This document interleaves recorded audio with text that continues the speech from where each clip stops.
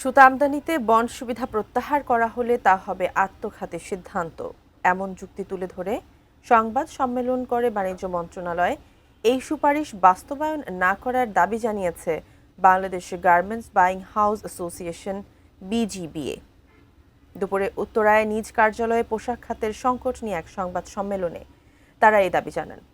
তাঁরা বলেন, রাজনৈতিক সরকার না থাকায় নিরাপত্তা শঙ্কায় পোশাক শিল্পের ক্রয়াদেশ সরে যাচ্ছে অন্য দেশে।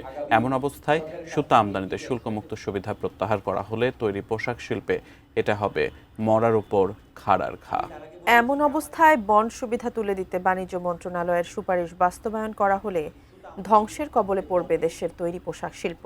সম্প্রতি দেশীয় স্পিনিং মিল মালিকদের অনুরোধে বাণিজ্য মন্ত্রণালয় সুতা আমদানিতে বন্ড সুবিধা প্রত্যাহারে এনবিআরকে উদ্যোগ নিতে অনুরোধ জানায়।